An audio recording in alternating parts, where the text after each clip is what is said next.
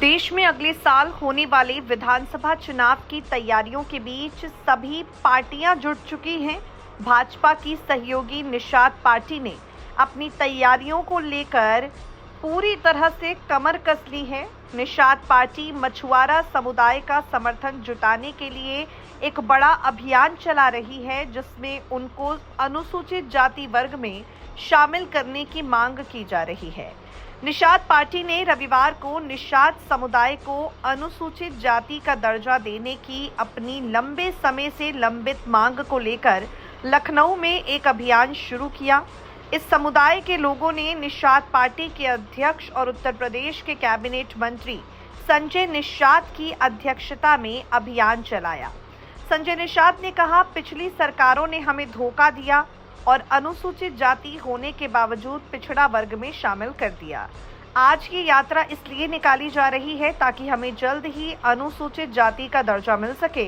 1951 तक हमें अनुसूचित जाति के रूप में मान्यता दी गई थी, हमें पिछड़ा वर्ग समूह में रखा गया, धोखा दिया गया।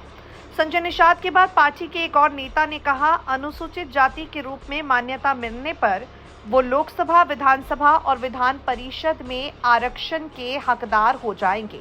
संवैधानिक आरक्षण का मतलब है हम लोकसभा, विधानसभा और विधान परिषद में सुरक्षित थे। अगर हमारे रामचरित्र निषाद मछली शहर से लोकसभा चुनाव लड़ सकते हैं तो गरीब निषाद भी लोकसभा चुनाव लड़ेंगे।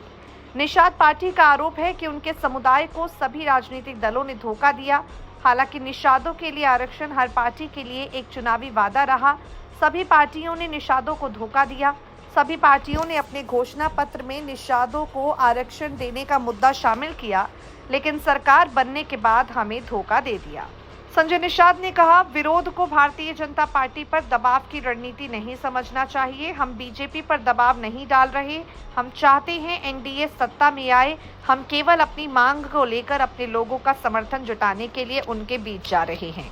एक तरफ संजय निषाद अप्रत्यक्ष रूप से ही सही, लेकिन भारतीय जनता पार्टी पर दबाव बना रहे हैं, अपनी मांगों को लेकर भाजपा के सामने जा रहे हैं। और वहां दूसरी तरफ आपको बता दें, पूरी तरह से संजय निषाद को लेकर भारतीय जनता पार्टी के नेता भी कहना शुरू हो गए हैं कि अगर कोई भी परेशानी है, कोई भी दिक्कत है तो बैठकर उसका समाधान निकाला जाना चाहिए। इस तरह से जनता के बीच जाकर विपक्षी दलों को बोलने का मौका नहीं देना चाहिए।